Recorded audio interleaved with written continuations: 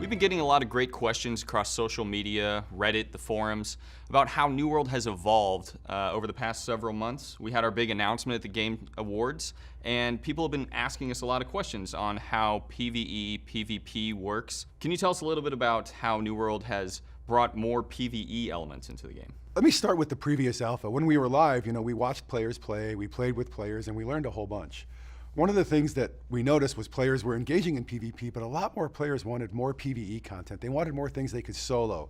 They wanted the ability to be directed through the world. They wanted more enemies. Our big focus has been around appeasing those players, putting more POIs in the game, increasing the density of POIs, increasing the complexity, putting more curation into the world. So as you're moving through the world difficulty grows, it ramps up accordingly to where you are. And along with that comes the loot that you get. We've added a lot more loot that gets better as you fight harder enemies. So all together, the game's gonna feel a little more balanced between the PvP and PvE, probably leaning with a little bit more PvE focus. So during the alpha, there was a heavy emphasis on the PvP side of the game. Players are concerned that some of that might be going away. What about PvP has changed in New World? Our initial vision was a full PvP session, but we were trying to come up with ways to make it so that experienced high-level players wouldn't just PK, cheap kill like new players, so they wouldn't go attack wounded players. And everything we tried just kind of felt like a Band-Aid and didn't really solve the problem. So what we're thinking about now is giving both players that experience so everyone can come to a tournament and have a good time. So we put an opt-in system. We've added factions to the game, so you'll join a faction. And when you hit a certain level, you're allowed to opt into PvP. Anyone who opts in can engage in open world PvP. This also leads to wars, which is where PvP was its most fun in the last alpha. And we've put a lot of work into making war more fun. We've added siege weapons, more defense, we've added more stages to the war. When you start to play this, you're gonna see how this is how we really meant PvP to be. Will it be possible to engage with New World and not touch PvP at all? If you never want a PvP, you can absolutely avoid it. I believe that as players play through the PvE experience, they're going to eventually want to try it and get a taste for it when they get comfortable with the combat style and the gameplay. But it is absolutely a gameplay path that you can do it without ever playing in PvP. So during the alpha, when players would come across another player, they would kill them, all your loot would drop, you would kind of go back to zero. What's the state of that in New World now? So now for the open world opt-in PvP, the penalty is really time. The time it takes you to get back to where you were. We're not going to have you lose anything. We found that players found that crushing to not only get beat up, but to drop everything they had on them was a bit much. So we've softened the blow on that. The player winning the war, or winning the battle with another player, will still get some rewards. So there is incentive to flag yourself as PvP. Can you talk a little bit about that? Yeah, we haven't fully refined the system yet, but we are going to give you bonuses for being flagged for PvP. So you might get a little more experience, you might get slightly better rewards when you're flagged. All of this stuff is totally attainable while you're playing PvE, but it adds more risk being flagged for PvP, so we want to make sure you have more reward. So we talk a lot about large-scale PvP. Is it going to be more of a instance scenario, or is there going to be large-scale PvP in the open world?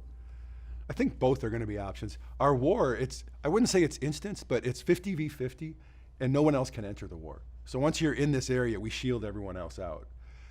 In the open world PvP, groups can absolutely form, and that could also end up being large scale. It just depends how organized people get. Is there still a criminal system in the game? In the original alpha, we had a criminal system that players could, they would get flagged as a criminal, and there are penalties to that. How does that work into the current version of PvP? Because you're opt-in, we really know there's no need for the criminal system. Where everyone was getting attacked has made that decision to get there, so we've removed the criminal system completely. Territory control is really important in New World. Does the way territory changes hands require PvP? Absolutely. If you own a territory that I want, I have to get a group together, my company, and we're going to have to declare war on you. The winner of that war takes ownership of the territory. Other than at the very beginning, when all of the world, no one owns anything, it is impossible to get a territory without war. So in New World, will there be PvE dungeons and raids and those types of things? They're not going to be like you traditionally would expect, where you get teleported to one. There will be bosses in the world that require groups to work together to overcome, similar to like world bosses. We may end up growing down the path of adding dungeons and raids. We talk about it a lot, our bigger goal is to get what we have in front of players and start to see what they want and where they push us and help us kind of take the direction. During the alpha, we had a lot of issues with high-level players going down and killing new players who had no experience and no opportunities to explore what New World had to offer. What steps did we take to address that? Well, the opt-in PvP system is a huge step toward that. You have to be in a faction to opt into PvP, and you have to be level 10 to join a faction. So the earliest you could ever even contemplate PvP is level 10. And I think most players will want to wait just a little beyond that and get a little stronger foothold on how the combat and the gameplay works. There is no scenario where, as a new player, you wake up on the beach and have a spear get jammed in your throat. That won't happen. One of the aspects of PvP and war is the idea of more of PvP by appointment. What are some of the bonuses to having that? Well, the big one is you don't get the group that logs in at 2 in the morning and comes and attacks your stuff when you're not there, so you can actually be present to defend it. It also allows companies that own land to set appointment times around when they play, right? So, hey, we all get off work at 6, we're all home at 8 every night ready to play. We want to go to war around 8 or 9 o'clock. Someone else might work night shift, and they might want to find a group that has wars happen around 2 in the afternoon because that's more convenient for them. It allows more players to experience the feature around their schedule. If you're going to pre-order New World, the Deluxe or Standard Edition, obviously one of the benefits is getting into the closed beta in April. What are some of the other benefits that you're going to get for pre-ordering the game?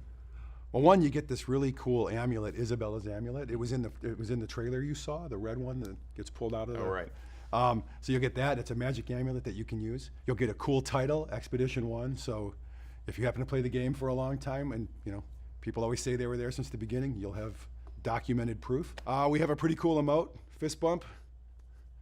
And the explosion. And the explosion. See the explosion in game. And company crests. So you'll get special crests you can wear on your chest that only your company can use. Companies that pre-ordered the game. Will players who played in the early alpha have a special title as well? Absolutely. Yep. Well, thank you for your continued support of New World. Please follow us on our social channels. We're going to be going over a lot more of New World leading up to beta, so you have a really good idea on all the core systems and features that New World has to offer. Follow us on Twitter at PlayNewWorld, Instagram and Facebook as well.